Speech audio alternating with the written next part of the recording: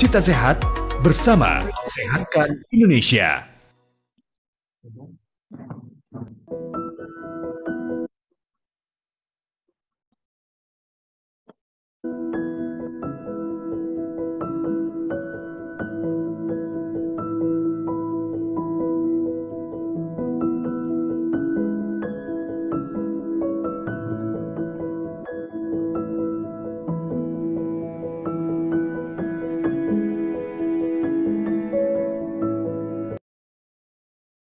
Bismillahirrahmanirrahim. Assalamualaikum warahmatullahi wabarakatuh.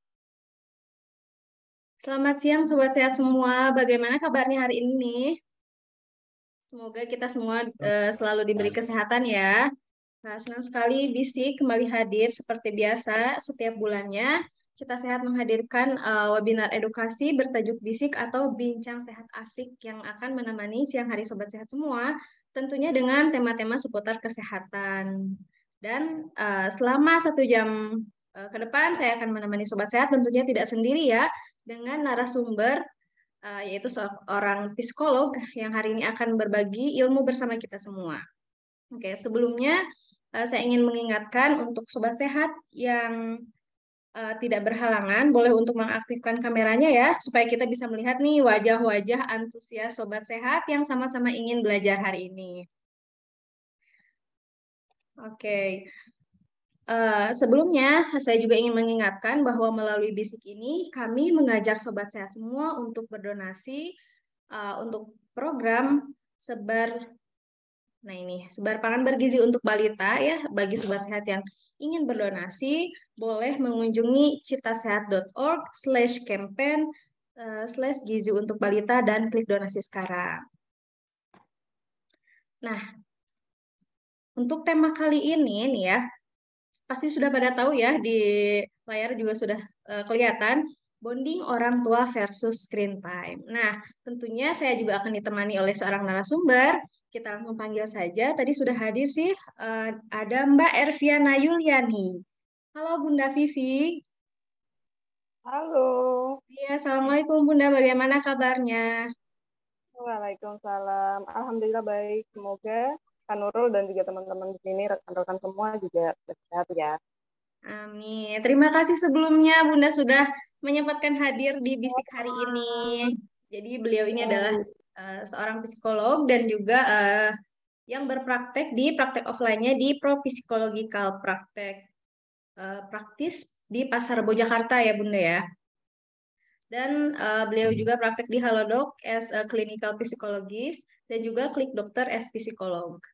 Nah, berbicara soal screen time nih Bun, pastinya tidak asing lagi ya, terutama sekarang kayaknya balita juga sudah terkena screen time gitu ya, apalagi semenjak pandemi, di mana aktivitas semua banyak melibatkan layar dan juga gadget gitu ya.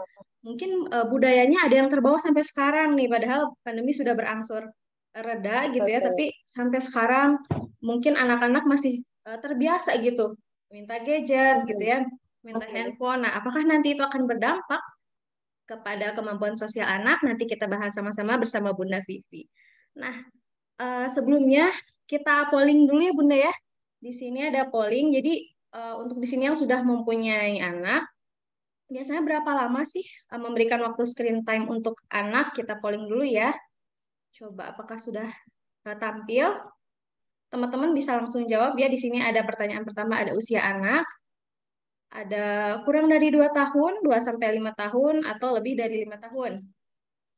Dan juga durasi screen time setiap hari yang diberikan. Kita kasih waktu 2 menit dulu ya Bunda ya untuk ngisi polling.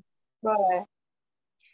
Nah, sambil saya juga mengingatkan kembali bahwa Bisik kali ini disponsori oleh ada dari Omo Healthy Snack dan juga dari bukabuku.kids. Nah, jadi akan ada door prize dari bukabuku.kids berupa voucher cashback senilai Rp100.000. Nah, bisa langsung kepoin ya tokonya di Instagram @bukabuku.kids gitu. Untuk penanya terbaik dan juga pemberi ulasan bisik terbaik di Instagram. Jadi jangan lupa ya nanti kalau habis bisik segera nih update di Instagramnya Dan juga tag @citasehat, @bukabuku.kids, dan @omohealthysnack. Nah, dari Omo nanti akan mendapatkan uh, Omo Healthy Snack ini yang varian unicorn roll gitu. Jadi masing-masing pemenang akan mendapatkan 5 pieces. Oke, sudah banyak nih yang mengisi ya. Sudah 2 menit, kita end saja.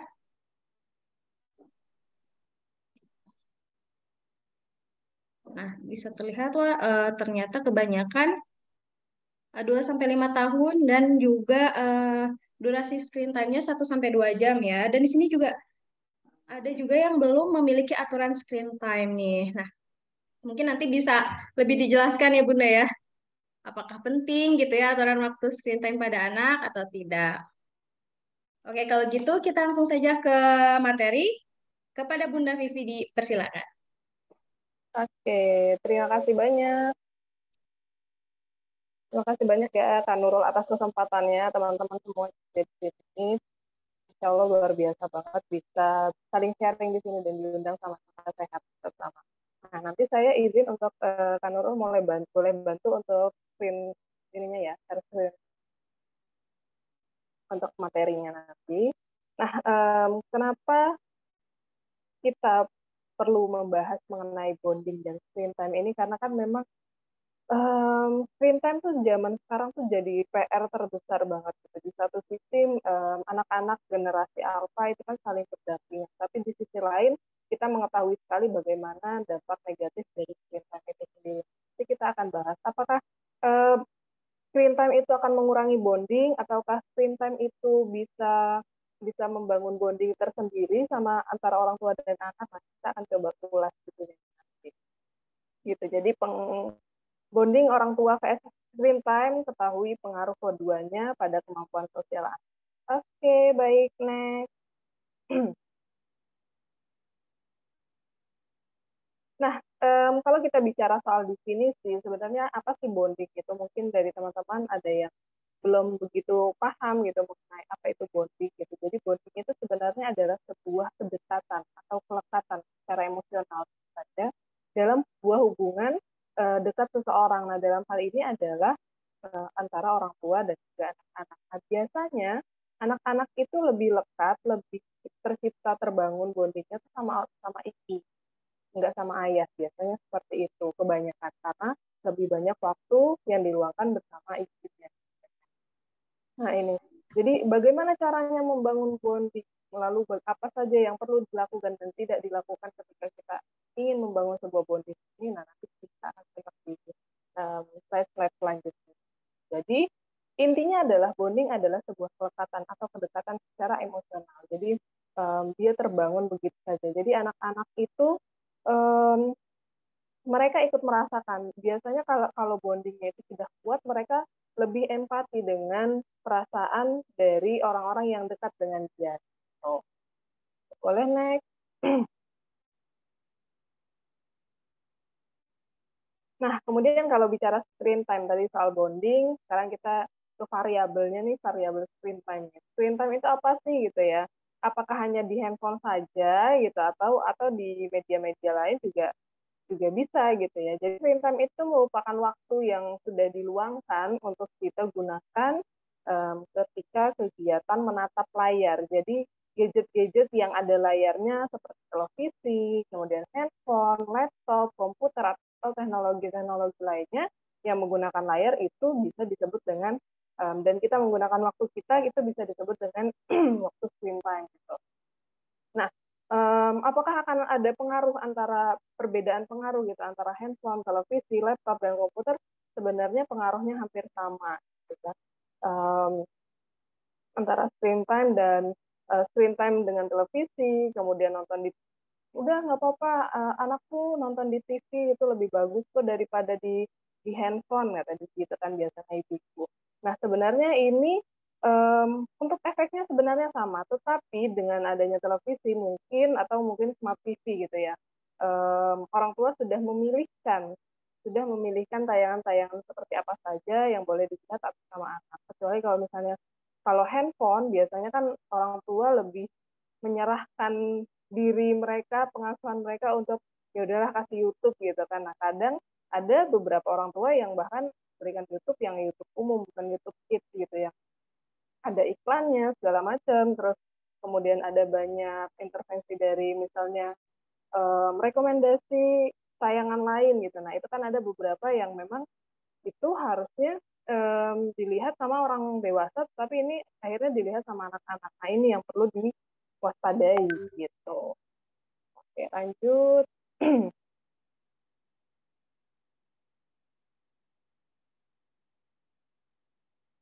Nah, kemudian bagaimana sih pentingnya di mana peranan orang tua dalam pembentukan kemampuan sosial gitu.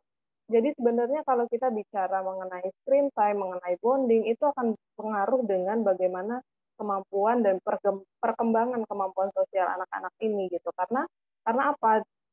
Sikap orang tua, perilaku orang tua, bagaimana bondingnya tercipta gitu ya antara orang tua dan anak, itu akan mewujudkan rasa nyaman, keamanan, dan kepercayaan diri pada anak-anak. Jadi terhadap lingkungan luar terutama. Karena apa? Karena mereka merasa, oh aku dilindungi, oh aku merasa nyaman dengan dunia ini gitu ya. Terutama di usia-usia balita kan, mereka sedang mengembangkan perasaan-perasaan mereka. Nah, perasaan aman dan nyaman inilah yang menjadi dasar mereka untuk bisa bersosialisasi gitu.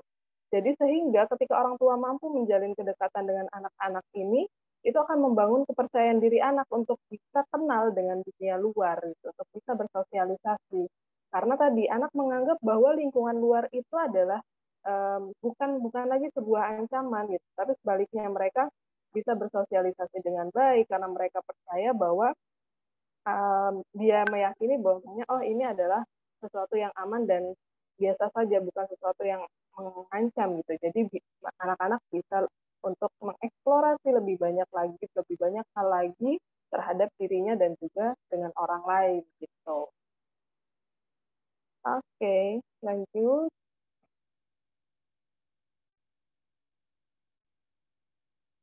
Nah, kemudian dari peranan gitu ya, dari peranan tadi, karena tadi kita melihat kan begitu besar peranan orang tua ini terhadap perkembangan sosial anak. Nah, maka dari itu peranan ini kan akan tercipta, akan terbangun ketika orang tua dan anak ini punya bonding gitu, punya bonding yang baik gitu ya. Nah, bonding yang baik itu bisa bermanfaat untuk anak dan diri kita sebagai orang tua itu untuk mengenal satu sama lain. Itu tentu aja karena kita saling bisa mengerti nih, oh dia anaknya seperti ini, dia maunya seperti ini, oh ibuku tuh orangnya kayak gini loh, gitu. Dia punya prinsip-prinsip, dia nggak suka nih kalau aku melakukan ini, nah gitu.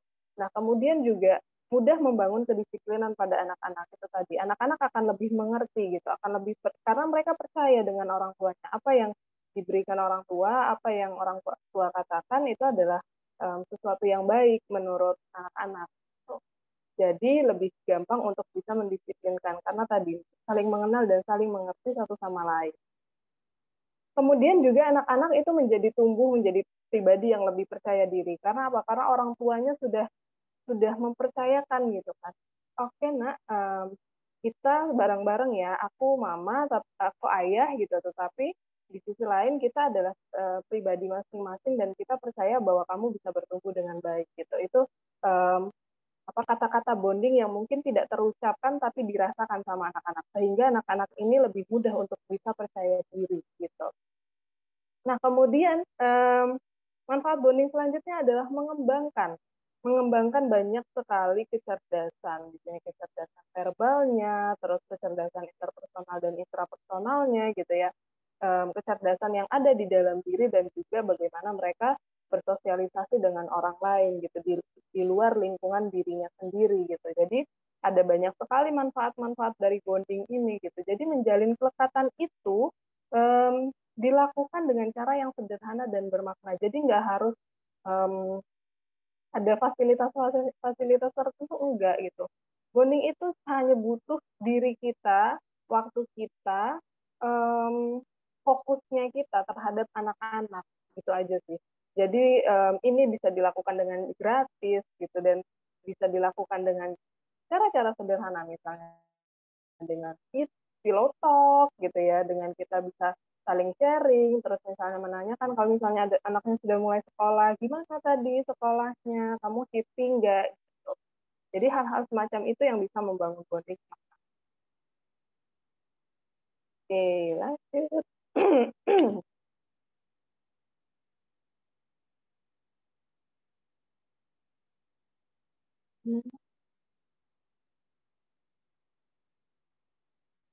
Oke, tips membangun bonding. Nah, tadi jika kita sudah itu dikit-dikit gitu ya. Gimana cara membangun bonding gitu? Tadi kita lihat manfaatnya seperti apa dan luar biasa sekali gitu ya. Bahwasanya manfaatnya itu ke anak-anak itu akan sangat terlihat sekali. Nah, lalu bagaimana cara untuk bisa membangun bonding ini? Tentu saja harus adanya kualitas waktu bersama anak-anak. Ini penting banget. Kadang orang tua itu ada gitu, wujud fisiknya ada untuk anak-anak, tetapi apakah benar-benar hadir untuk anak-anak kadang tidak. Itu yang sangat disayangkan. Jadi ketika kita bersama anak-anak, kita perlu untuk fokus gitu ya, letakkan handphone, letakkan segala macam pikiran-pikiran kita lepaskan dulu gitu. Kita fokus benar-benar fokus pada anak ketika um, mengajak anak bermain, menemani anak-anak bermain gitu ya. Nah, kita harus fokus sekali dengan apa kegiatan yang kita lakukan bersama anak-anak ini. Nah, itu ada di kualitas waktu itu gitu. Karena apa? Anak-anak itu akan merasa kok ketika kita punya pikiran, aduh kerjaanku belum beres nih, aduh skripsianku belum beres, gimana ya gitu kan. Nah, nanti akan terbagi gitu fokusnya kita dengan kegiatan anak-anak, dan anak-anak akan menyadari hal itu, dan itu akan bondingnya jadi malah nggak kuat gitu, karena tadi kita tidak saling aktif, tidak saling menghargai satu sama lain gitu, baik orang tua dan juga anak-anak. Nah, kemudian anak-anak itu sangat suka ketika diberi sentuhan fisik gitu dan tatapan mata saat berbicara. Jadi ketika kita berbicara sama anak, upayakan agar tatapan mata kita itu sejajar sama anak-anak kita gitu ya. Jadi tatapan mata kita sejajar sama anak, kemudian lihat mata anak bagaimana mereka mengekspresikan diri mereka, kemudian sentuh fisiknya dengan belayan rambut, misalnya dengan mengusap pundak, gitu, dengan memeluk. Karena anak-anak itu masih butuh banget hal-hal itu gitu, butuh banget pelukan, butuh banget belayan. Karena apa? Mereka masih kadang masih merasa nggak aman, masih merasa insecure dengan lingkungan sekitar. Jadi dengan adanya pelukan itu mereka merasa oke, aku aman, aku terlindungi, ada yang melindungiku, ada yang menemaniku gitu. Seperti itu. Nah, kemudian ciptakan juga suasana yang nyaman dan menyenangkan gitu. Misalnya tadi di kualitas waktu gitu ya. Kita menemani anak, kita hadir untuk anak, tapi muka kita cemberut, kemudian kitanya marah-marah gitu kan.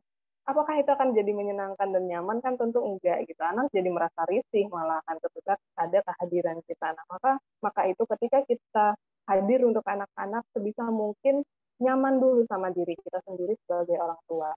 Dan kemudian bangun hal-hal yang menyenangkan sama anak gitu, dan kita tersenyum, kita tertawa bersama, kita bersikap hangat sama anak-anak kita gitu.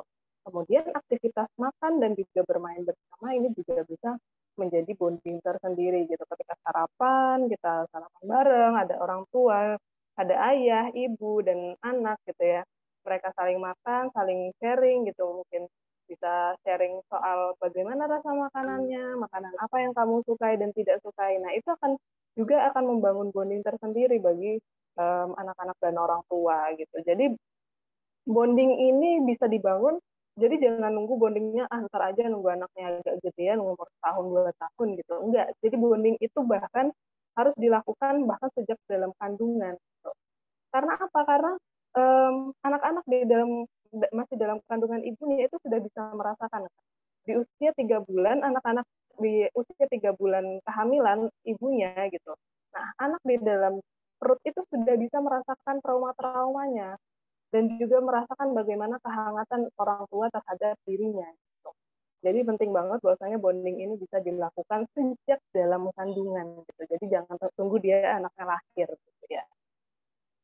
Itu tips untuk bisa kita membangun bonding sama anak-anak. Jadi kualitas waktu itu yang mana sih yang paling baik gitu ya untuk kita bisa bangun sama anak, bisa ketika bermain atau lagi pilotas gitu ketika baru mau tidur gitu ya, tidur malam, kita bisa pilotak, kita bisa saling ngobrol dan sharing sama anak-anak, kita mendengarkan bagaimana keluh kesahnya dalam satu hari itu akan sangat meningkatkan gitu bonding kita sama anak-anak kita. Oke, lanjut. Nah, kemudian bagaimana dengan generasi alfa? Karena apa? Karena kita kan generasi milenial ya. Jadi katakan kita adalah generasi milenial karena kita lahir di tahun 80 sampai 90-an ya biasanya.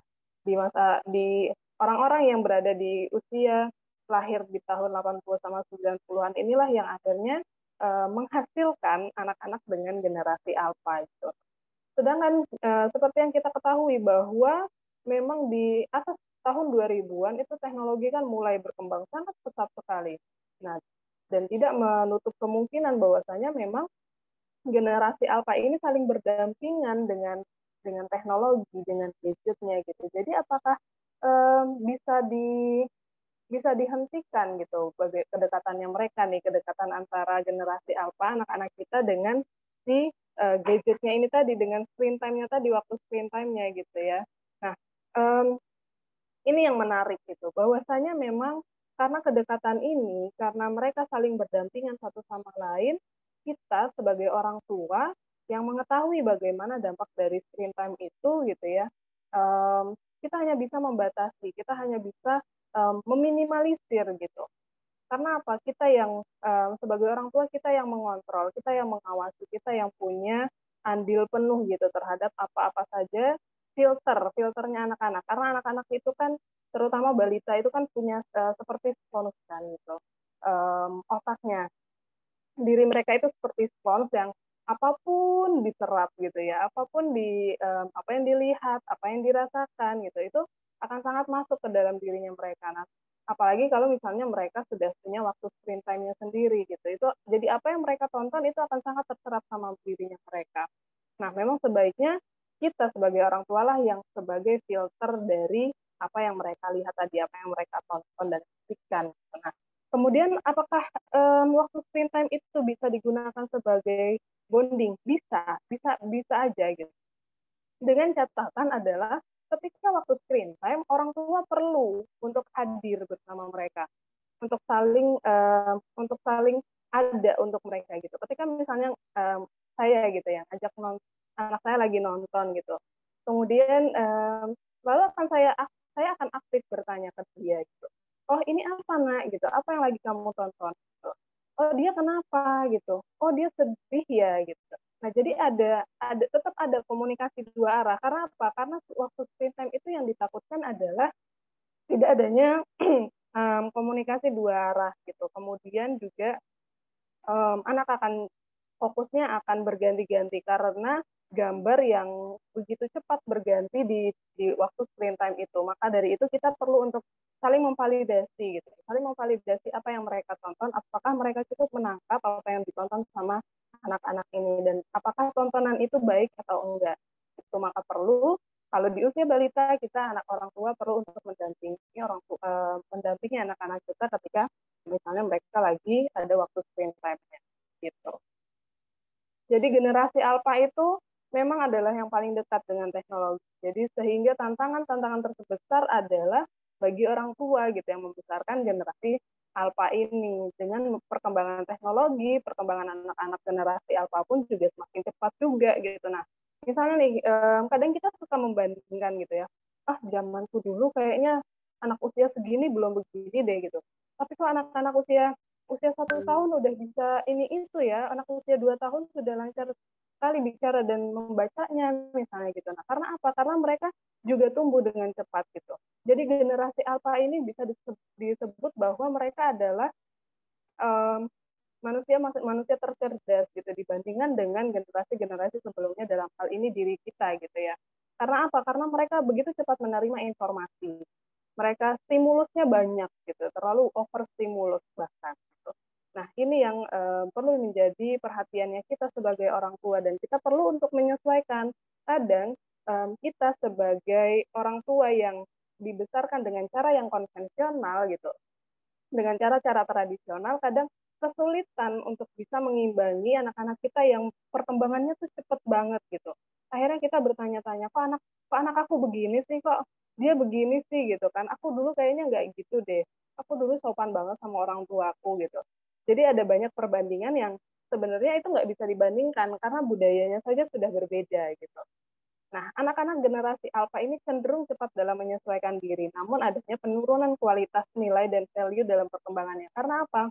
Karena generasi alpha itu biasanya tidak tahan dengan adanya proses gitu, waktu yang lambat gitu ya. Nah, itu mereka kurang menyukai gitu adanya proses itu. Yang mereka tahu adalah hasil gitu. Karena apa? Dari segi makanan juga semakin banyak makanan-makanan junk food gitu ya.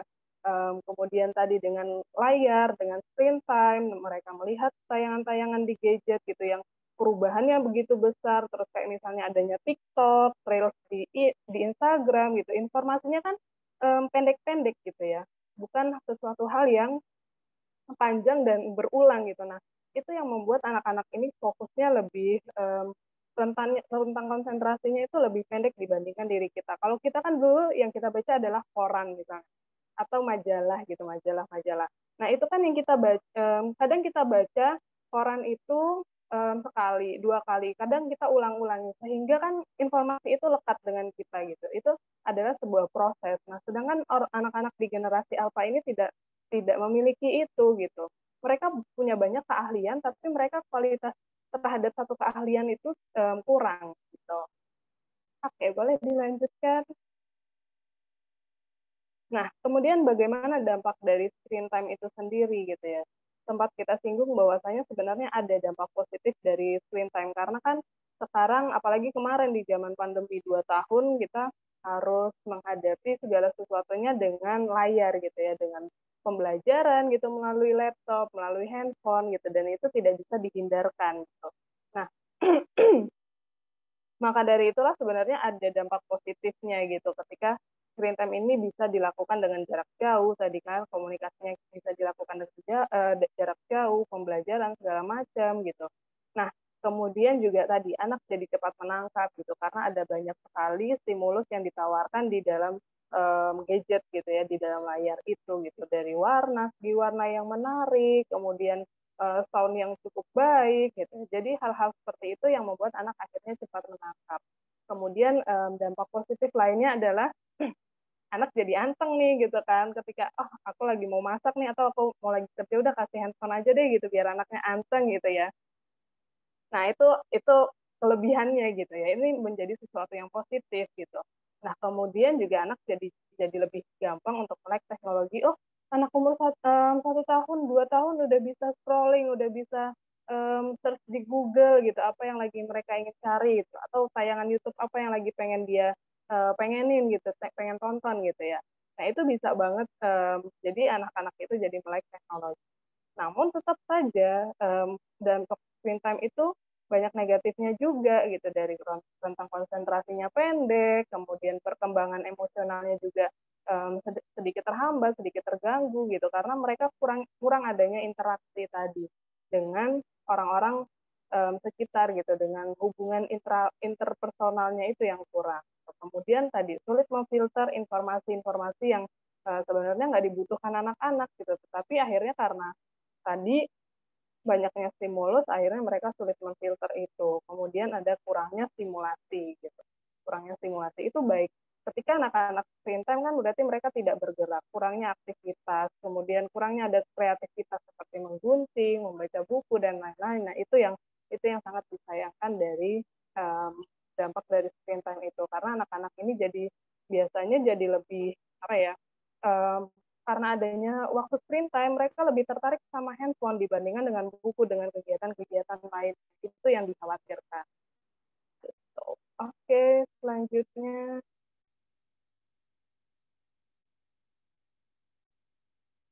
Nah, kemudian ya ini sebenarnya dari WHO itu ya, itu sudah menetapkan gitu durasi screen time yang ideal pada anak-anak gitu. Jadi sebenarnya berapa sih durasi ideal untuk anak-anak bisa screen time gitu yang tidak over gitu ya. Nah, sebenarnya ketika 0 sampai 2 tahun itu sangat tidak disarankan untuk anak-anak terpapar screen time gitu.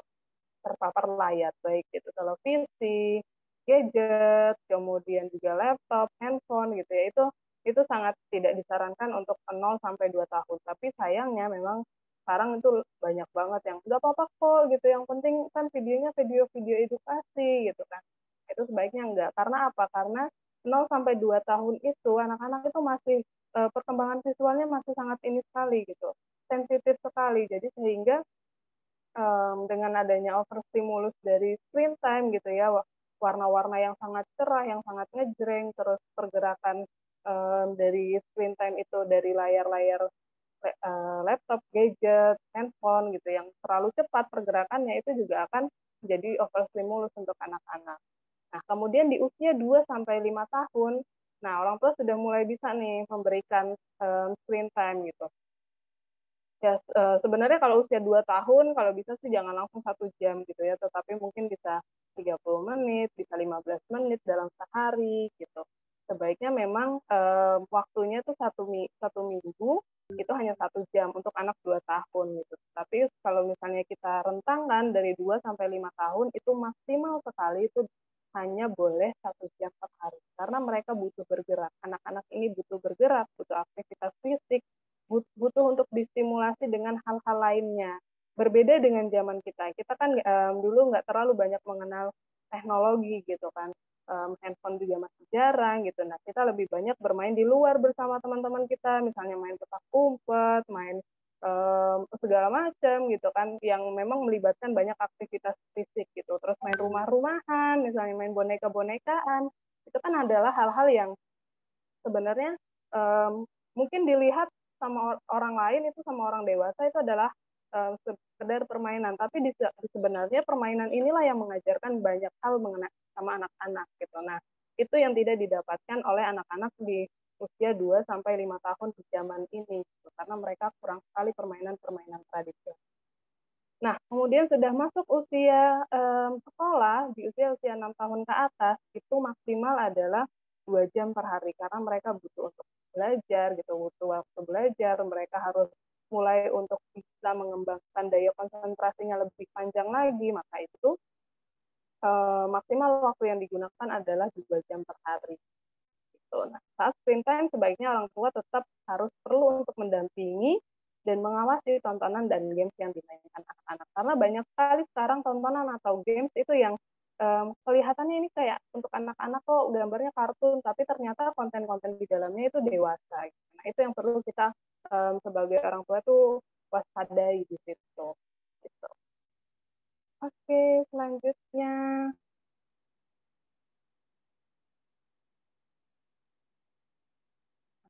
ya ada. Nah, ini dia yang menjadi PR kita semua dan inti dari uh, webinar kita kali ini ya.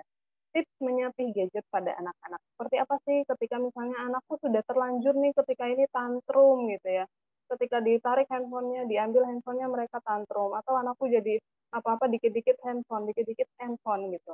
Nah, lalu bagaimana cara kita menyapih anak-anak agar waktu screen time-nya berkurang, tapi bonding dengan kitanya jadi bertambah gitu. Nah, yang bisa kita lakukan adalah mulai dengan kurangi frekuensi dan durasi. Jadi frekuensi itu misalnya dalam sehari dia bisa sampai 10 kali nonton gitu ya, minta handphone gitu. Nah, ini kita kurangi. Jadi misalnya tadinya pagi, siang, sore gitu, malam itu mintanya handphone terus. Nah, ini kita mulai kurangi dengan ya udah kamu boleh nonton di waktu di siang aja ya gitu. Kemudian misalnya durasinya sekali nonton di pagi hari 1 jam, di siang hari 1 jam, di sore hari 1 jam. Ini mulai kita kurangi dengan misalnya di siang hari aja boleh, tapi 30 menit aja ya. Boleh nanti malam lagi, tapi waktunya 15 menit aja ya. Nah, itu kita bisa dan sebaiknya kita buat kesepakatan bersama sama anak-anak agar anak-anak ini belajar untuk bisa bertanggung jawab dengan apa yang mereka lakukan gitu. Nah, kemudian adalah kita harus juga aktif gitu untuk mengajak anak-anak kita bermain gitu dan melakukan aktivitas bersama karena ketika orang tua mengajak main anak, biasanya anak itu cenderung akan sulit sekali menolak gitu.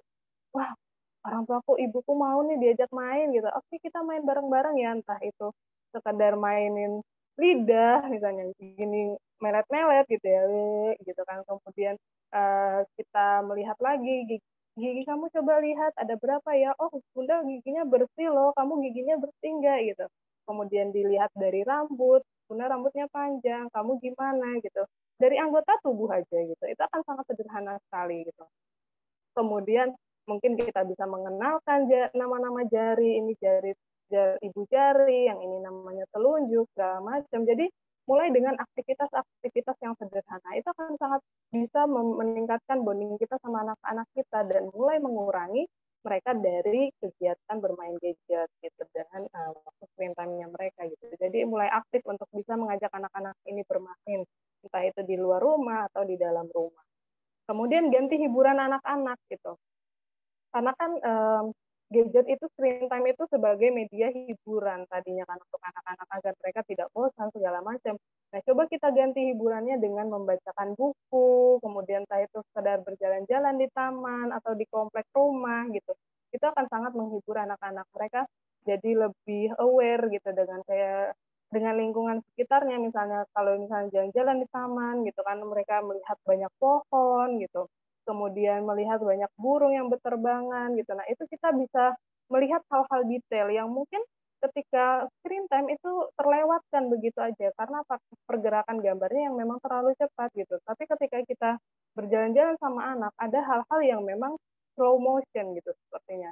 Dengan adanya kuku-kuku, wah itu ada kuku-kuku cantik ya warnanya gitu. Kemudian kita melihat lebih dekat, lebih detail lagi. Nah, itu kan ada hal-hal pembelajaran yang didapat sama anak-anak dan juga intinya adalah anak-anak juga senang untuk melakukannya gitu ya.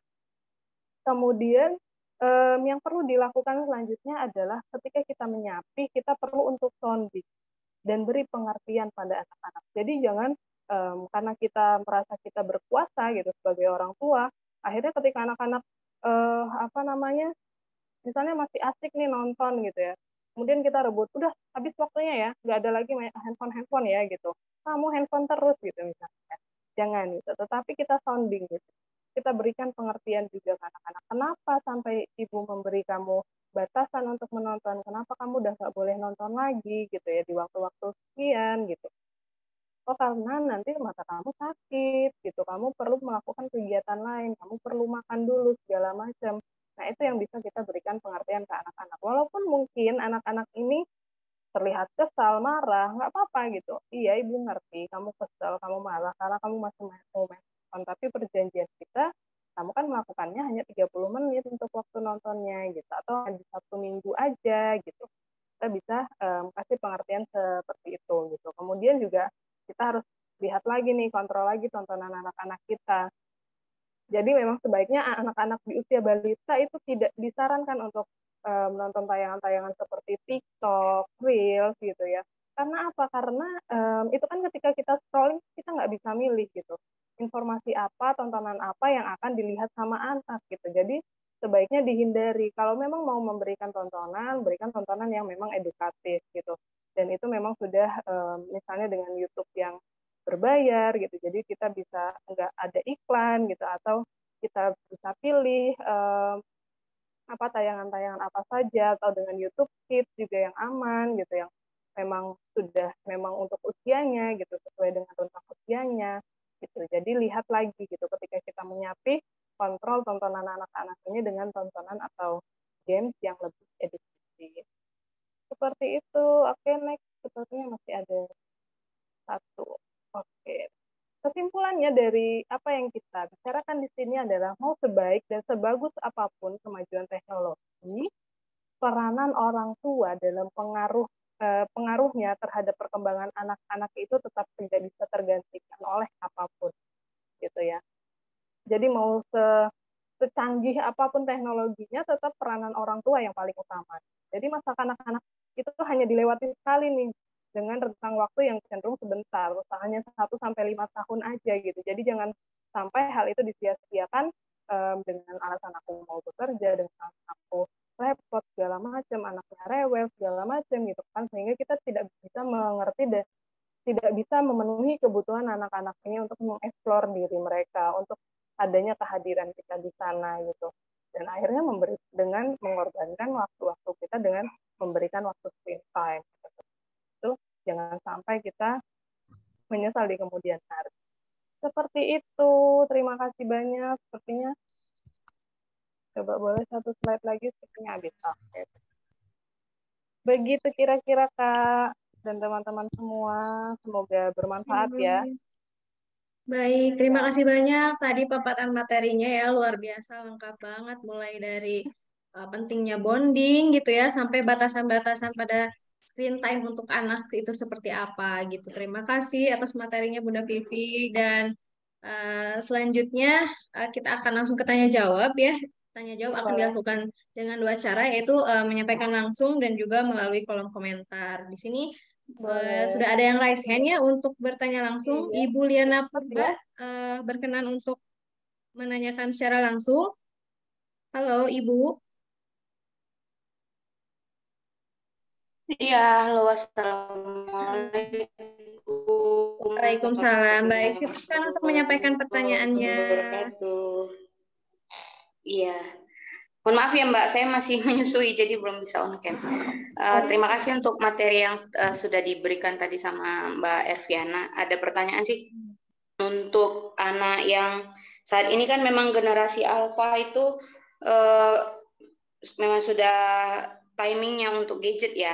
Nah, pertanyaan Betul. saya, bagaimana peran kita sebagai orang tua kalau anak sudah dia menggunakan gadget itu sampai dengan tidur? Ya. Nah, kedua, ada nggak Mbak korelasi gadget dengan speech delay? Karena saya punya tetangga itu anaknya kalau nggak salah saya usianya 2 tahun. Dia saat bermain gadget itu sampai kita teriak panggil namanya dia juga nggak lihat dan nggak menoleh. Terus apa namanya bicaranya saya rasa masih terbata-bata gitu. Bahkan beberapa kalimat itu kita nggak ngerti gitu. Pertanyaan yang terakhir, bagaimana membangun bonding antara anak dan orang tuanya jika memang posisi keluarganya dalam long distance marriage gitu Mbak? Apakah bisa terbentuk meski hanya lewat video call?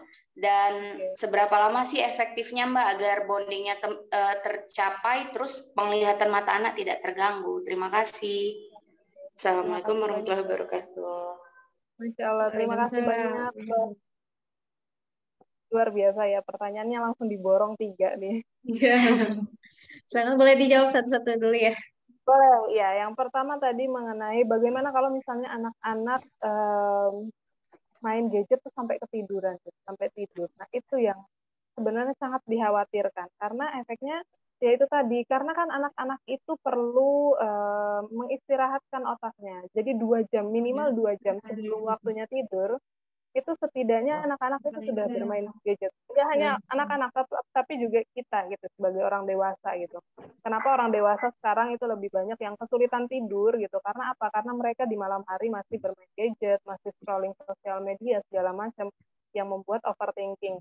Begitu juga dengan anak-anak gitu. Ketika mereka bermain gadget gitu sampai ketiduran, artinya ketika mereka tidur, anak-anak ini otaknya masih bekerja loh. Masih coba mencerna apa yang mereka tonton tadi, apa yang mereka lihat tadi gitu. Jadi otaknya itu belum benar-benar tidur gitu, dan itu dikhawatirkan gitu.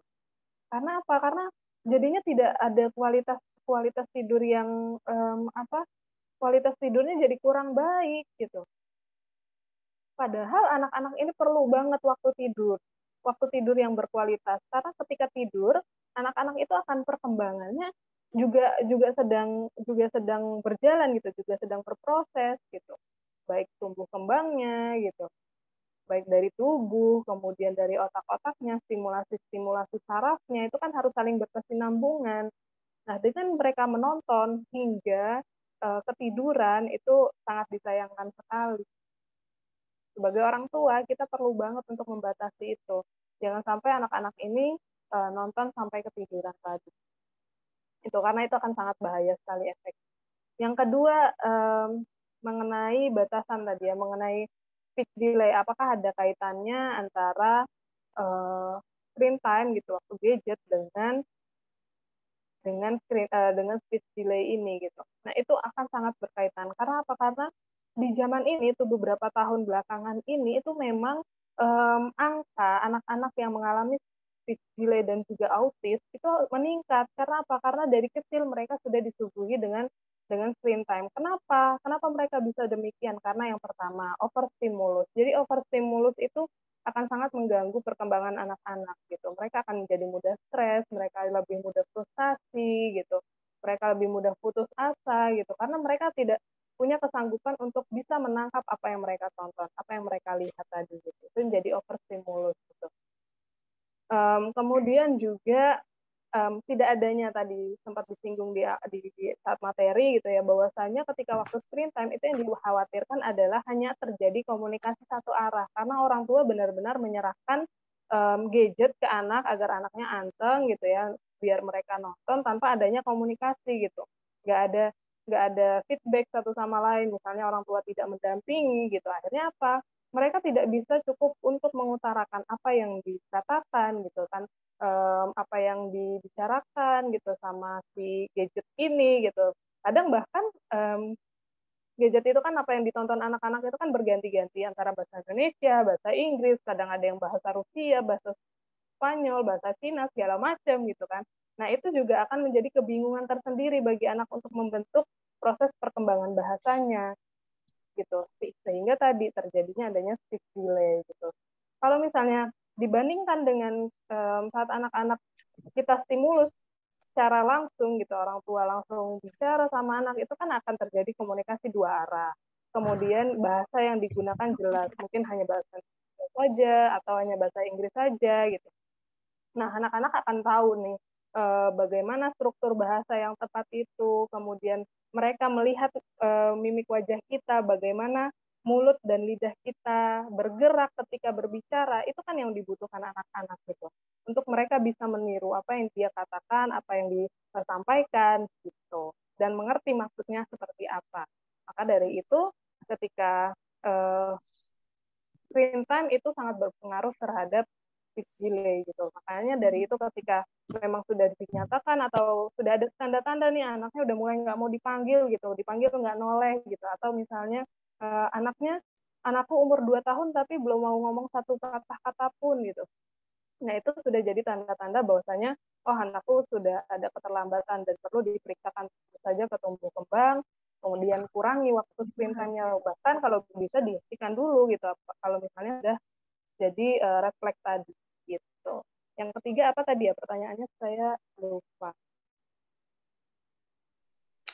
Ini Mbak, bagaimana membangun bonding antara anak dengan salah satu orang tuanya yang posisinya LDM? Apakah melalui video call saja cukup untuk membangun bonding? Dan berapa lama sih efektifnya agar tercipta bonding tapi juga tidak mengganggu penglihatan mata anak? Gitu. Terima kasih Mbak. Oke, terima kasih banyak ya.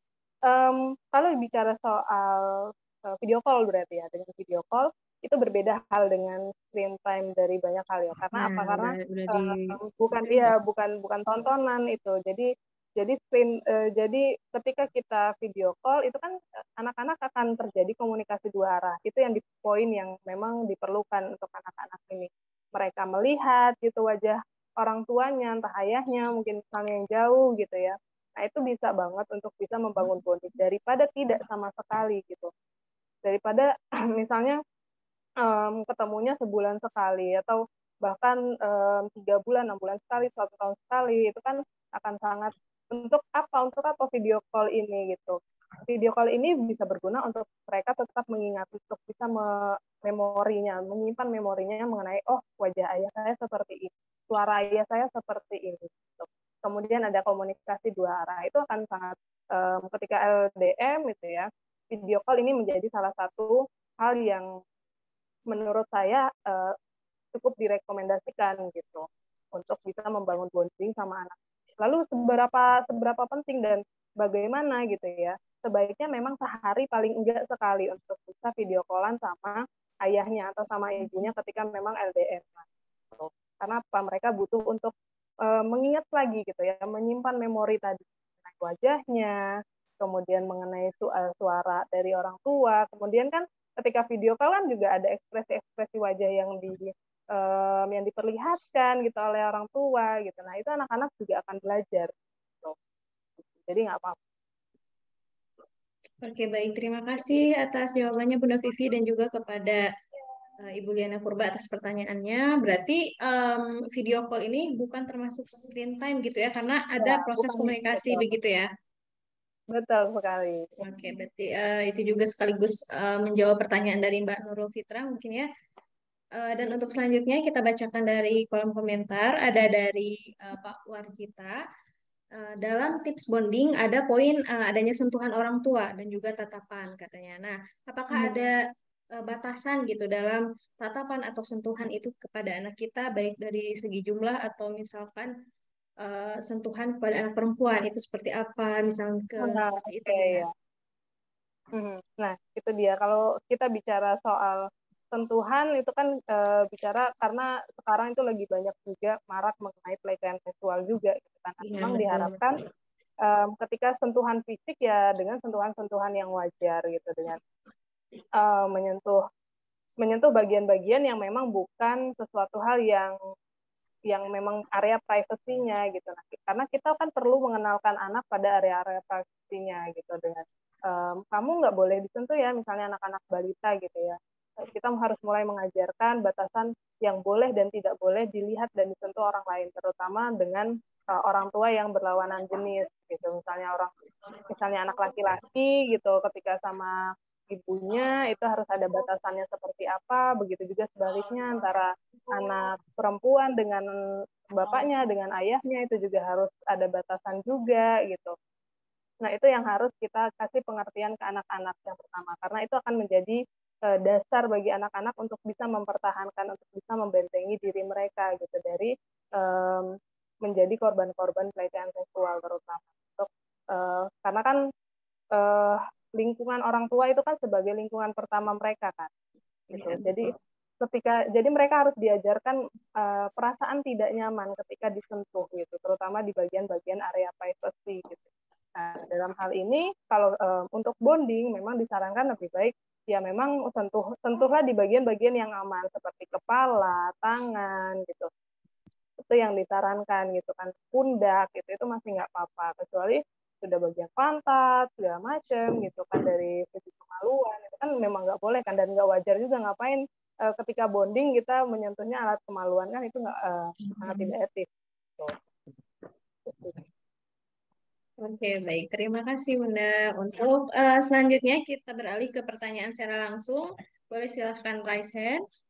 Ada mungkin dari ayah atau para ibu yang ikut di sini.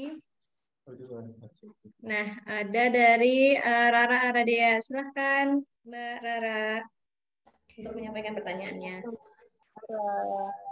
Ya, terima kasih.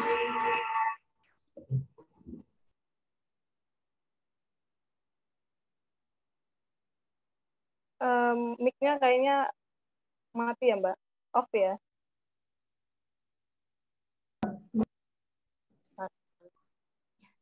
Sudah kedengaran mungkin ya Mbak Vivi? Ya, terima kasih Mbak Vivi atas penjelasannya tentang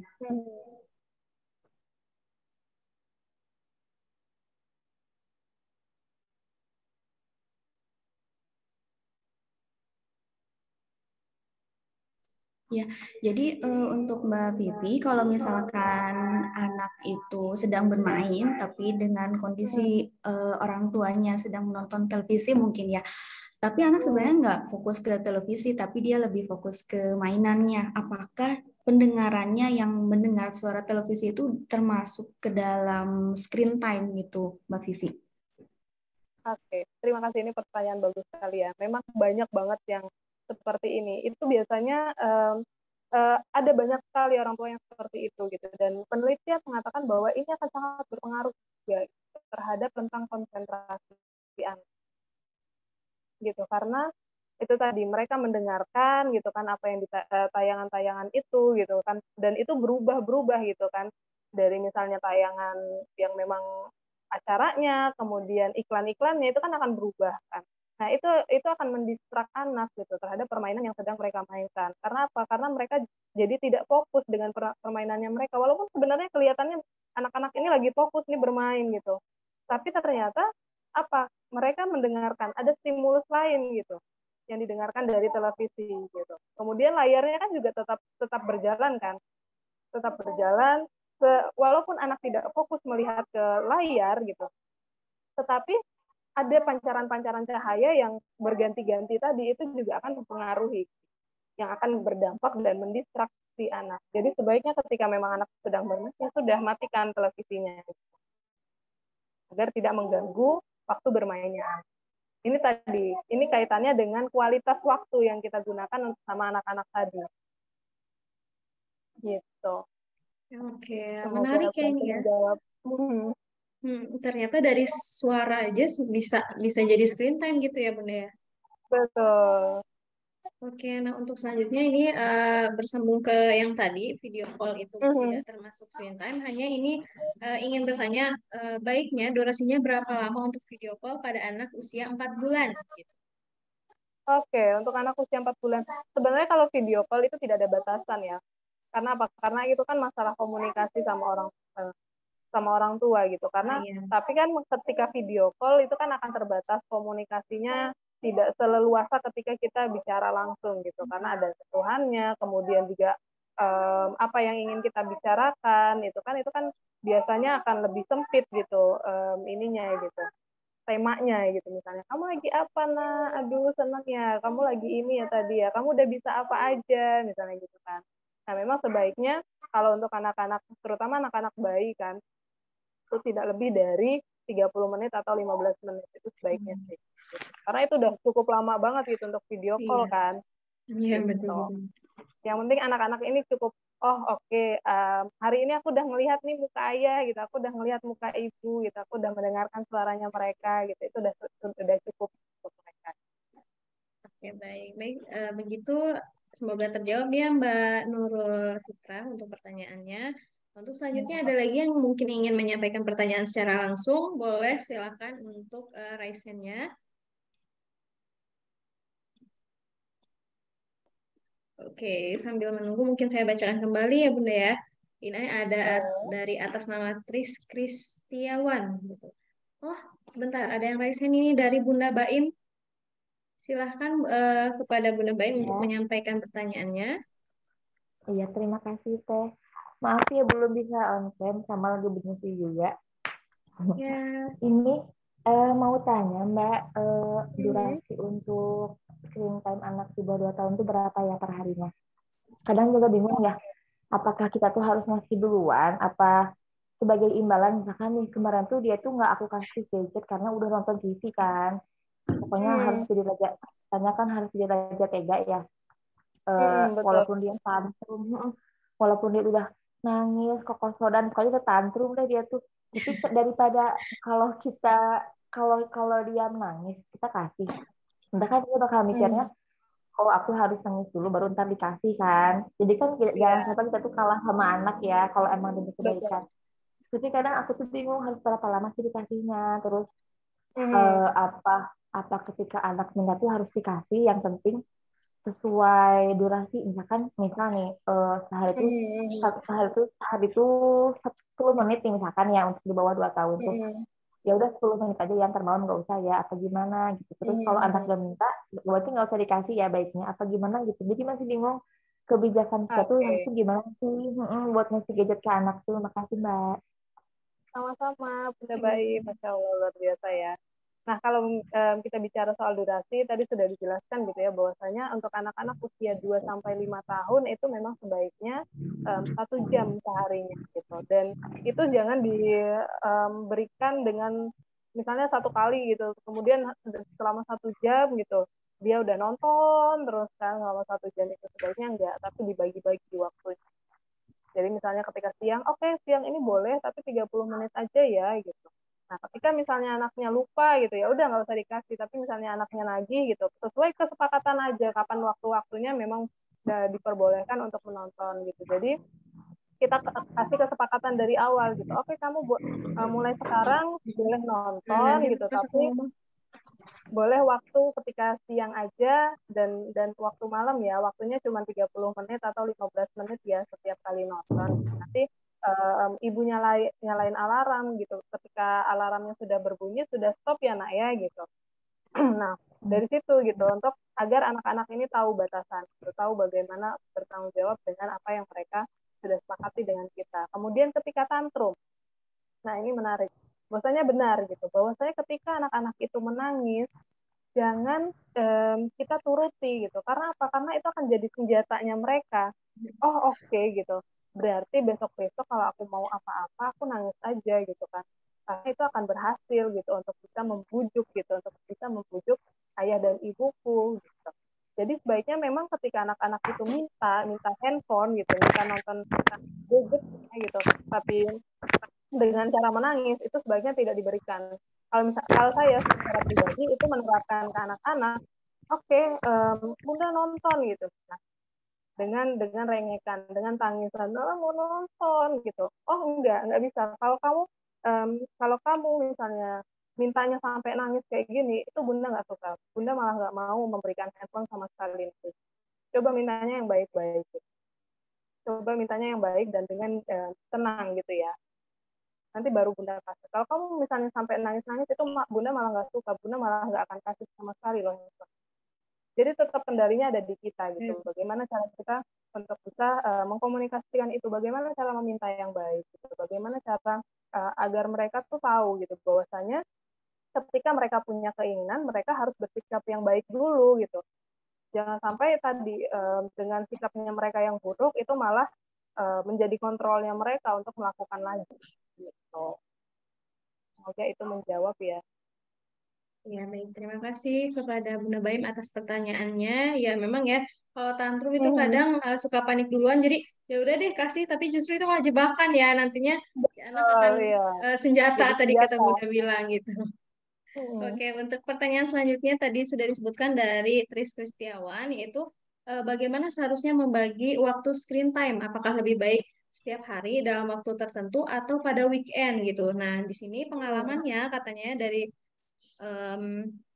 ada saudaranya yang diberi waktu untuk screen time itu pada weekend. Jadi saat weekend anak nggak mau keluar kemana-mana gitu, hanya ingin fokus ke gadget gitu. Nah, jadi baiknya gimana nih Bunda nih? Oke, nah itu tadi ya sebenarnya kapan waktu-waktunya itu tergantung dengan kebutuhan keluarga masing-masing. Karena mereka yang paling mengenali diri mereka gitu, sebagai orang tua gitu, kapan punya waktunya, kemudian juga melihat bagaimana kebutuhan anak-anaknya gitu. Nah memang ada orang tua yang ya sudah di weekend aja itu bagus gitu, karena ketika Senin sampai Jumat gitu mereka harus fokus dengan pembelajaran mereka gitu kan.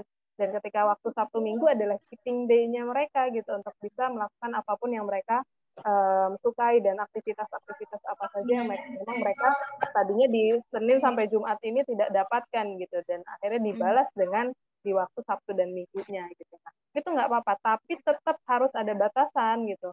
Nggak dengan seharian akhirnya mereka main gadget gitu ya, itu juga akan jadi over juga gitu kan. Jadi memang tetap harus ada batasan. Oke, kamu boleh main gadget di Sabtu dan Minggu, tetapi waktunya sekian ya, sekian menit, sekian jam ya. Tidak boleh lebih dari itu. Gitu.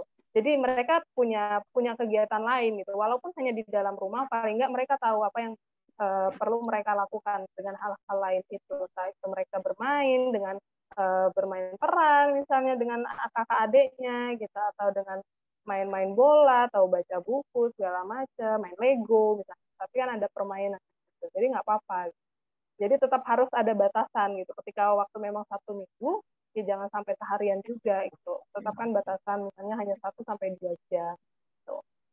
Oke, balik lagi ke panduan screen time tadi ya, meskipun weekend, tapi Betul. di weekend juga kita harus mengatur agenda gitu ya. Kembali lagi ke Jangan keluarga sampai masing-masing. diakumulasi gitu. Ya, jangan jadi seharian menatap gadgetnya gitu. Mungkin bisa diterapkan ya di rumah oleh para ayah dan ibu.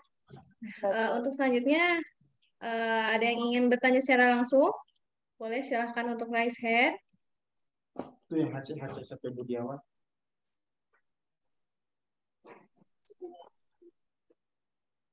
Silakan Ada Pak lagi, ada Aceh. dari Bapak Hace Setio Budiawan, silakan Ya, Pak. ya ini pengalaman yang saya alami. Jadi memang kami juga pernah mendapati gadget itu tetap menyala, anak sudah tidur. Ini memang ya orang tua memang harus berperanan sekali. Misalnya seperti mengingatkan. Jadi mengingatkan itu memang harus terus-menerus. Jadi kalau hanya sekali, 2 kali memang itu tidak akan membawa dampak. Mengingatkan kemudian kontrol. Kontrol itu sangat perlu. Jadi ketika anak itu sudah tertidur, kita harus terbangun. Harus terbangun untuk mengontrol kondisi kamar.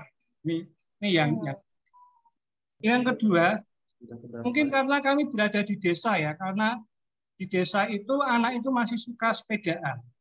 Jadi kalau sore itu anak-anak itu temannya menghampiri, kemudian sepedaan itu sangat-sangat bisa mengurangi. Kemudian waktu belajar, kemudian waktu bersama dengan orang tua, meskipun kami kerja itu dari pagi sampai jam 4 sore, tapi kami masih punya waktu untuk dengan anak-anak itu sangat-sangat tinggi.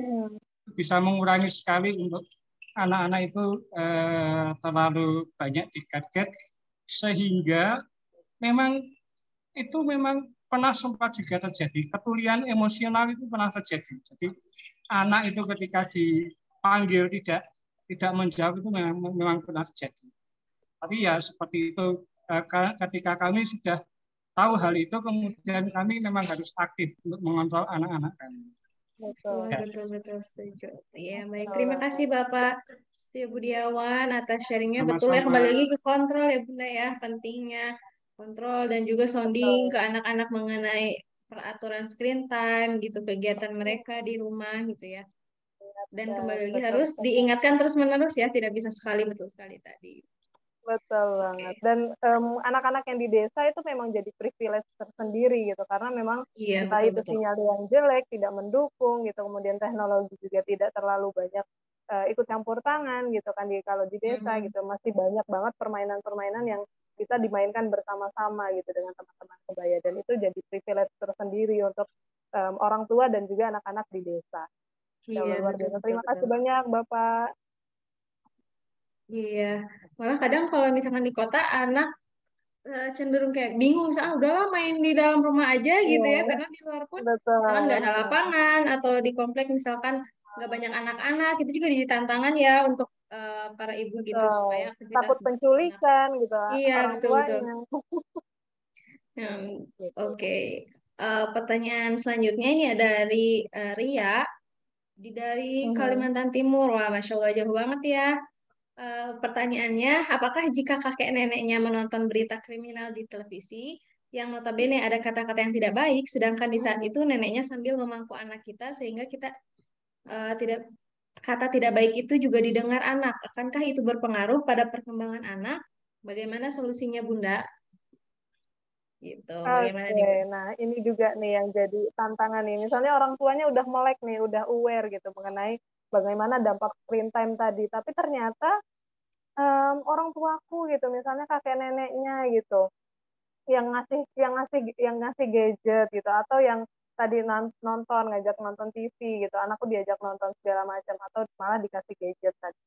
Nah itu yang jadi tantangan tersendiri juga, karena sebagai orang tua, sebagai generasi milenial, kita ini seperti sandwich gitu, yang kita tuh ada di tengah-tengah nih, kita penuh tekanan gitu, tekanan dari bawah dan juga tekanan dari atas gitu. Kita sebagai orang tua juga punya peranan sebagai anak-anak gitu, anaknya dari orang tua kita, tapi kita juga sebagai orang tuanya dari anak-anak kita yang punya peraturan tersendiri untuk anak-anak kita kan. Nah, ini akan jadi tumpang tindih yang menjadi kegalauan tersendiri bagi orang tua gitu biasanya. Nah itu maka dari itu sangat penting sekali untuk kita bisa komunikasikan mengenai masalah ini, bahwasanya kita harus tegas sebagai orang tuanya gitu, bahwasanya maaf Pak gitu, mohon maaf sekali, bukan aku tidak menghargai bagaimana cara kalian membesarkan cucu kalian gitu, aku tahu kalian sayang dengan anakku misalnya gitu kan, Tapi dalam hal ini aku perlu untuk membatasi gitu, untuk membatasi apa yang mereka tonton, apa yang mereka dengarkan gitu. Jadi ketika misalnya mama memang butuh nonton, tapi apa namanya sedang memangku gitu, sedang menggendong anakku, sebaiknya jangan ya ma gitu kan, karena mereka mendengarkan apa yang mereka yang mama lihat dan mama tonton gitu, dan itu kurang baik untuk perkembangannya mereka. Cukup jelaskan aja gitu kalau ada dampak dan ininya, dan bagaimana prinsip kita ketika ingin menerapkan aturan pengasuhan untuk anak-anak kita gitu. Jadi ketika itu ya sebisa mungkin kita beri kesepakatan juga sama orang tua kita gitu. Tapi kalau misalnya kamu lebay banget gitu kan, ini nggak bakal ini kok, anaknya juga belum ngerti misalnya, oh enggak mah gitu, kita bisa speak up kok, kita bisa asertif untuk menyampaikan apa yang kita yakini benar gitu untuk anak-anak kita, untuk pengasuhan anak-anak kita gitu. Seperti itu ya, semoga terjawab ya. Iya, terima kasih atas pertanyaannya. Mungkin itu kembali lagi dikomunikasikan gitu ya kepada kakek nenek, karena memang kadang ini menjadi masalah juga ya. Misalkan di rumah nenek kakek boleh bebas main gadget, apalagi ada wifi gitu ya. Betul. Sementara di rumah orang tua dibatas-batasin gitu ya, dilarang-larang ya. Taunya pas ke rumah nenek kakek mereka bebas Atau gitu pas ya. kumpul keluarga misalnya ya, Iya, Kak Ero betul. ya, lagi lebaran gitu, sepupu-sepupunya pada nonton nggak apa-apa kok gitu kan. Nah itu yang mungkin dari jauh-jauh hari perlu kita sounding ke anak-anak kita. Oke, nanti kamu bakal ketemu teman-temanmu ya, boleh nonton, tapi kamu tetap harus tahu batasannya, tetap mendengarkan mama ketika mama bilang cukup gitu. Jadi bisa disounding dari jauh-jauh hari. Iya betul tuh. Ini juga sampai ada yang komen PR banget itu Bun. Wah mungkin banyak dialami ya oleh para ibu atau Betul, ayah yang betul. ikut di bisik kali ini. Halo aduh ada yang ikutan bisik nih kali ini. Baik, untuk selanjutnya ada yang ingin menyampaikan pertanyaan secara langsung. Kita tunggu satu pertanyaan lagi, mungkin ya sebelum ditutup. Ada? Oke, kalau tidak ada mungkin ini ada. Nah, ini ada yang bertanya, masih terkendala? Iya, betul. Masih terkendala perbedaan cara kita mendidik dengan cara orang tua kita. Betul ya, karena mungkin beda zaman juga gitu ya. Betul. Oke, ini ada satu pertanyaan lagi nih, Bunda. Mungkin pertanyaan terakhir ya. Dari titipan nih dari teman saya. Bagaimana ciri seorang anak yang kekurangan bonding dari orang tuanya gitu, sehingga mulai waspada kayak misalkan tadi speech delay, oh ya dipanggil tidak menyahut gitu ya. Kalau kekurangan bonding orang tua itu seperti apa? Oke, kalau misalnya kekurangan bonding sama orang tua itu biasanya anak akan terlihat cuek gitu. Tadi mungkin dalam hal ini tuh bukan tidak mendengarkan gitu, mereka mendengarkan gitu, mereka bisa mendengar gitu apa yang diucapkan, apa yang diutarakan gitu, apa yang diminta gitu, diperintahkan sama orang tua, tapi mereka tidak mau mengerjakan gitu. Itu namanya pasif agresif ya. Gitu, itu yang pertama gitu. Adik jangan gitu kan, kamu nggak boleh kayak gitu gitu, tapi mereka tidak menurut. Itu termasuk pasif agresif, dan itu kemungkinan sekali karena bondingnya tidak kuat gitu. Itu yang pertama.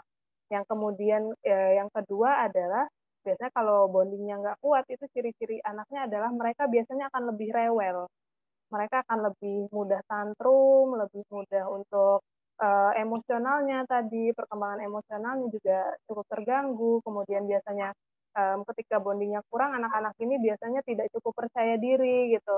Misalnya di lingkungan sekitarnya mereka tertutup, mereka menarik diri gitu. Berbeda dengan pemalu ya. Kalau pemalu kan mereka hanya butuh penyesuaian gitu, penyesuaian ketika di lingkungan baru, mungkin beberapa menit gitu mereka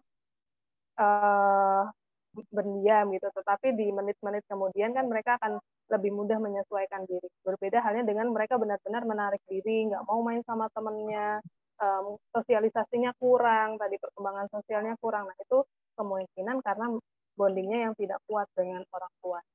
Itu ciri-cirinya. Jadi dilihat dari bagaimana perkembangan sosialnya tadi, dengan bagaimana mereka interaksi sosial dengan lingkungan luar gitu. Kemudian apakah mereka cukup mendengarkan kita atau enggak gitu, cukup mengerti diri kita apa enggak, apakah anak ini empati atau tidak ke kita. Nah itu yang akan menjadi ciri-ciri dari bonding ini kuat atau lemah. Itu.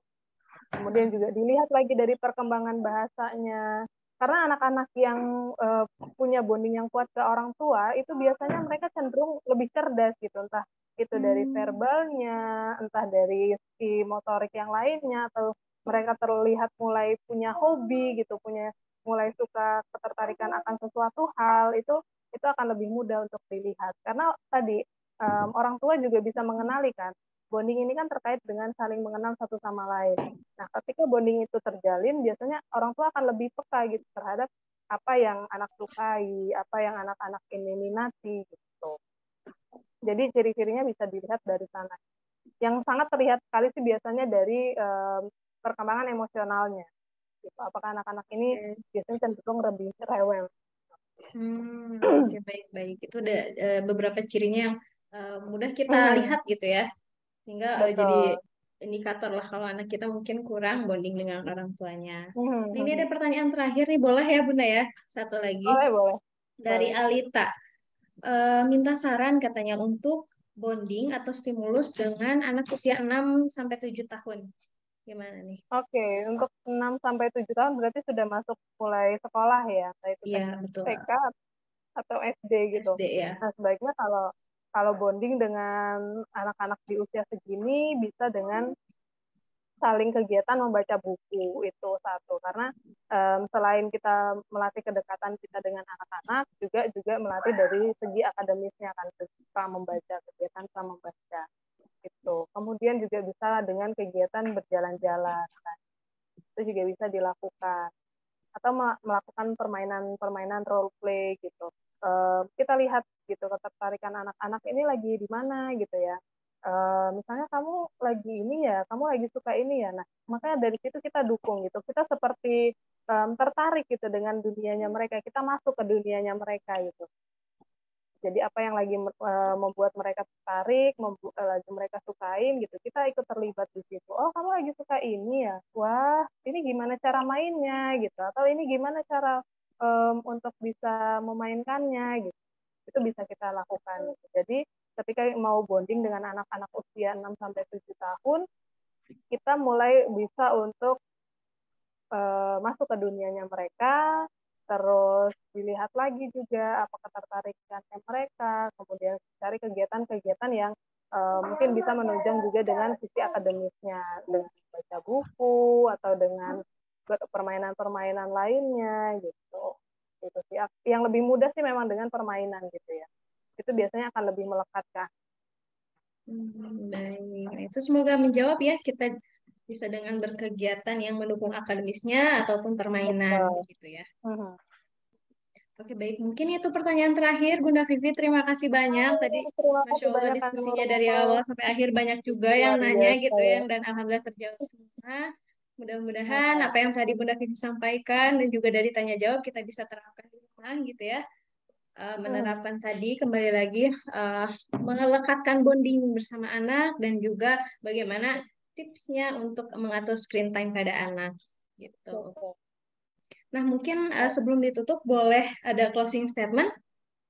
Oke, terima kasih banyak, terutama untuk kita sehat. Semoga kedepannya semakin banyak lagi menebar manfaat saja. Amin. Dan lagi untuk teman-teman bahwa saja tadi sempat di materi gitu ya, di conclusion-nya, kesimpulannya bahwasanya secanggih apapun, perkembangannya sepesat apapun teknologi, tetap saja peranan orang tua itu yang paling penting untuk anak-anak. Kehadiran orang tua adalah yang paling utama untuk perkembangan anak-anak kita. Jadi itu tidak bisa digantikan dengan teknologi apapun gitu, entah itu robot, entah itu screen time tadi dengan gadget segala macam, itu tetap tidak bisa tergantikan. Orang tua adalah hal utama yang dibutuhkan sama anak kita. Terima kasih Bunda Vivi, terima kasih sudah hadir di Bisik juga hari ini. Semoga kapan-kapan kita next bisa berkolaborasi lagi ya. Terima kasih sekali lagi. Ya. Nah, untuk sobat sehat semua, sebelum ditutup saya juga ingin mengingatkan kembali di Bisik kali ini kita mengajak sobat sehat untuk berdonasi pada program sebar pangan bergizi untuk balita. Jadi bagi sobat sehat yang ingin berdonasi, silahkan kunjungi laman citasehat.org/campaign dan juga /gizi untuk balita dan klik donasi sekarang gitu ya. Dan tadi sudah banyak sudah banyak yang bertanya juga gitu.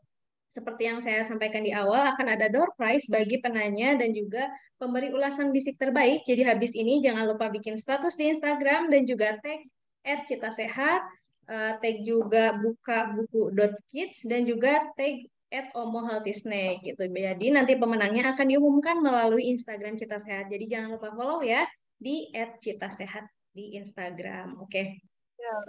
Cukup sekian bisik kali ini. Terima kasih kepada Sobat Sehat semua yang telah hadir.